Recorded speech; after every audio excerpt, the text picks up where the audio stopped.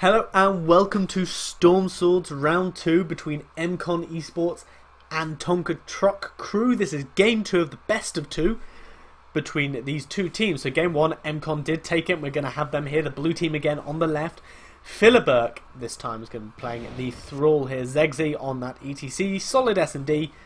So good on the Vikings last game. We're going to be playing the Kel'Thas. Sizemas, who was Stitches, now is playing Diablo. And Team Captain Praydin, the support player on that Karazim. Meanwhile, for Tonka Truck Crew, we're going to have Spiro playing Abatha in the pajama skin. We're going to have Posh Mop, not Posh Map, as I was saying all the time, playing the Falstad, VVVVV, playing the Rainer this time. We're going to have Mordor Sorrow playing Malfurion, and Kirito playing the tank again. So Johanna Abatha, strong combo, good to see it. Can Tonka Truck Crew come back on a map that wasn't their choice? They chose Garden of Terror, and Kirito should move further up here to not take damage from both the towers, but they're going to get a nice early tower, nice bit of experience, as the Abatha should probably end up moving down here to soak immediately. Ooh, we're going to have the Spirit Ghost here, which you can see in replays in game. You can't see it unless you're dead. So a little World of Warcraft reference for you there. As we're going to have, in fact, mCon do the exact same thing as before, as Tonka Truck Crew did, which is take a wall, bump up that experience. In fact, they're just going to all rotate out and try and defend this. And the only thing mCon want is just to take those towers for the experience. And in fact, Praydin's going to get caught out here by a fantastic Malfurion route. He's going to get blown up. The Falstad and the Rain are too much damage. Really good disruption there by the ETC. That face melt doing enough to save Sizemas on that Diablo. Meanwhile, Thrall's up in top lane. Philibert quite happy here, sitting and soaking. It's just so not needed. Okay, so moving on. We have Falstad going up against the Kel'Thas. I have to see how that goes. As Mordor are in fact going to get caught out here and absolutely erased. So, bit of a bad position from him there. As Kirito, as the first two altars spawn, and they are going to be the top two in unison, as they always will be. Those two in unison, you won't just have one without the other. Yeah, mCon are just going to move really aggressively forwards and take this. What Abatha should do is just Zed here and take this immediately as soon as he saw that the enemy team were taking that. But not quite quick enough to do that, as Praydin's just going to go absorb a couple mines and sit back and take that. Meanwhile, we're going to have Diablo and ETC Power Slide and Shadow Charge all the way in. Take out that Rainer, do so much damage to him, and Kirito on the very tanky Johanna isn't going to have to worry about that himself. We're going to potentially get another power slide here from Zegzi and a face melt to push the Johanna back, but the trait goes off, making herself unstoppable. Probably should have done that as the power slide was going out or before the face melt. And yeah, Posh Mop on that Falstad, doing some damage here as Praydin comes in, tries to get a couple free shots off, but getting punished quite heavily for it. And because Philibert on that Thrall has just done nothing but soak all day, he is going to be the reason that mCon have that one level advantage. So, really good power slide here coming in from Zegzi. Posh Mop barrel rolling the wrong way. Should have gone up with VVV and Mordor Sorrow.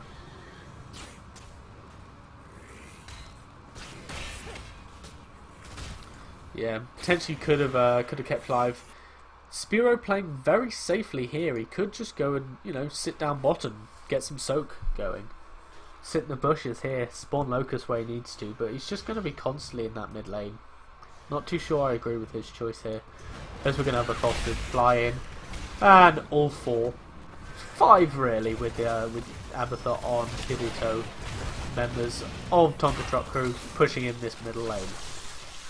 Now, Tonka Truck Crew seem to do very well, or at least seem to be preferring to group up together, to be just as a unit moving around and try and seize the advantage that way.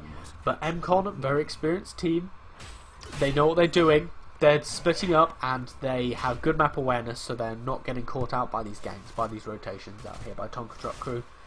So well played by them, and still Philibert just soaking. He's actually moving down into this mid lane. Not going to do anything here. Actually coming to contest these. So middle one's absolutely going to mCon. Bottom one quite probably end up being sacrificed by mCon here. Although we're going to have a fight here. They know they're a level and a half above. Mordor Sorrow going to get taken really low, but the Abatha Hat able to help him sustain. Meanwhile, Healing Ward drops down. As we're going to get Philibert actually capture that middle shrine. Middle altar. So as the Thrall comes in, doing all the damage he needs to, Johanna's probably going to end up dying here. Kirito taking too many bombs. And that is then going to be a 2v4. Well, 2.5. As the Abbot of the Hat allows the Malfurion to escape, but not the Rainer. He's going to get face melted back after that power slide just clipped in. Thrall coming in just to finish him off. Boom. Oh, and in fact, Mordor Sorrow got caught out there by the Diablo, and he's going to end up taking some damage. Might end up dying here. Diablo's stopping the ETC getting there, but the ETC did manage to sneak past, dodge the route, and get the power slide off, plus the face melt. Johanna coming in, not able to save his teammate. And Abathur still just sat in that mid lane, putting all these mines down, which is pretty good, but they're not really doing much. I wonder if he has gone for the mine build. Let's have a quick look here. Yeah, he has. So, not really sure as to... So you need to just put one mine every like so often just to slow down the enemy teams. So you put like one here, put one in this bush, put one like here, one here. Just spread it around kind of this area and this area. Just one every now and then if you're going for this this mine build. Oh, I do apologise. I hit one of my buttons. So fort's going to be recaptured here by Tonka Truck Crew. They are currently 4 temples down. 4 altars down, sorry. I keep calling them temples. As we're going to have this push up here, this rotation in. VVV's penetrating round, not going to do much. As they just defend this siege camp. So, nice little play there by Tonka Truck Crew, not letting those engage on the wall. As we're going to, in fact, have Rainer get caught out here and a huge Sundering come down. Blocking out 3. Oh, the Apocalypse going to land on 2, and that is a 7-sided strike to death. Whoa, Johanna got blown up fast there, despite being so tanky, and that was just a wombo combo from mCon there. We had the Apocalypse come down straight after the Sundering there, and 2 members just got stuck in it. The Rainer picked up too early there. He got caught out just here in between a couple of members, and yeah, mCon looking strong to take this graveyard. Allies would capture graveyard. This is the blacksmith. Come to get the blacksmith. There we go. As in fact, we only get the 4 shots. If you'd waited half a second longer, I saw this and you could have got a 5th shot there.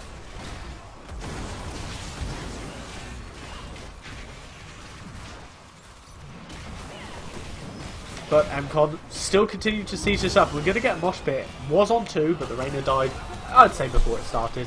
Ends up only being on 1. The root's going to come down. Not help out the Johanna there, as she does die. So, graveyard down here. Yeah, it is graveyard, blacksmith, lumber mill, no farm. No idea what this one is. Barracks, maybe? That's the lumber mill. And then there's the mine. Woo!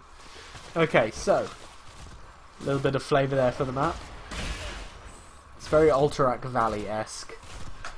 Love it.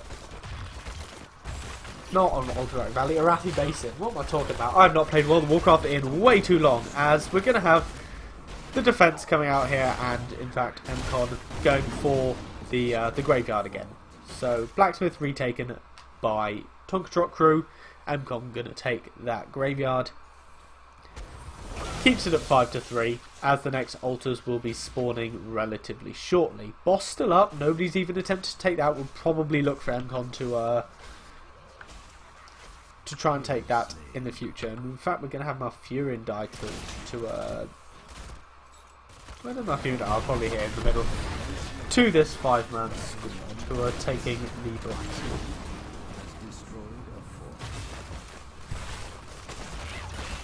Abathur with his Evolved Monstrosity, getting some split done up here.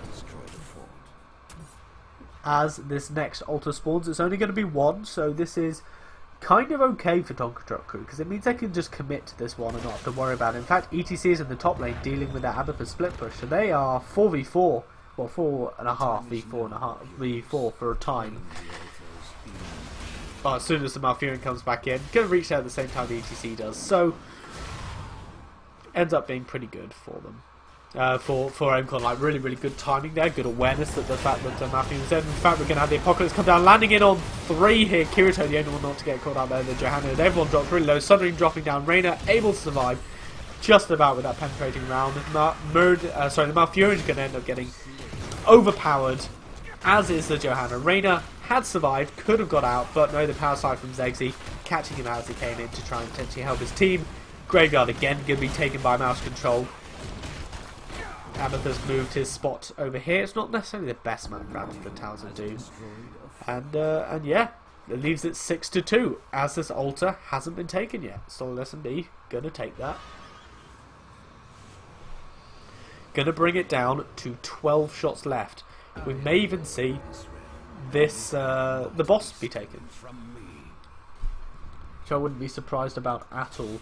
I would like to see mCon just push this really hard, really quickly, maybe get 1 or 2 free shots off from their core, but chances are Tonka Truck Crew are going to be able to take down the Graveyard before that happens. Interesting fight up here by Poshmap, not going to do anything, no, going to end up being able to Mighty Gust. Walked into the enemies there a little bit, questionable play, but doing what he can to defend. Going to be able to barrel roll himself to safety, should just back off at this point and is going to. So 6-2 again. Mines being taken by mCon.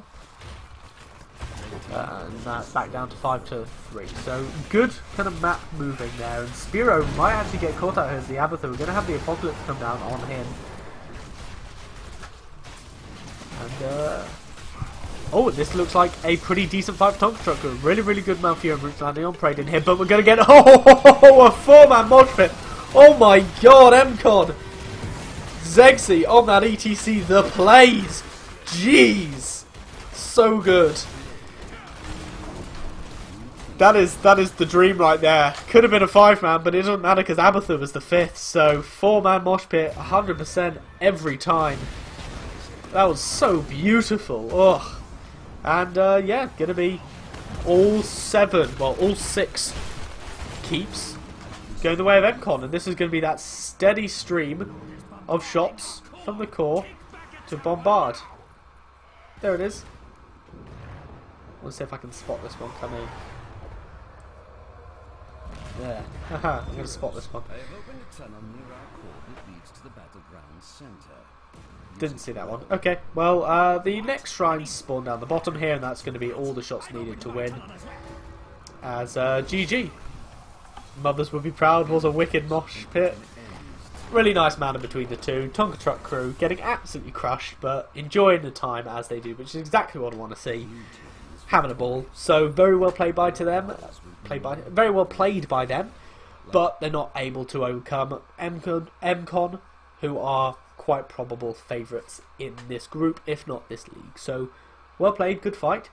But mCon take it 2-0.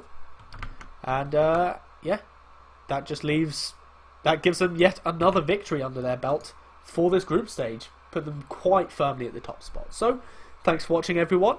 And there will be more coming soon, so I'll get them sorted as soon as possible. I do apologise for the old replay format. I'm going to have to try and sort this out and get them casted more readily. Li Ming patch was released today for EU, which is when this was recorded. So yeah, hopefully get some Li Ming games in the future. Alright, see you next time.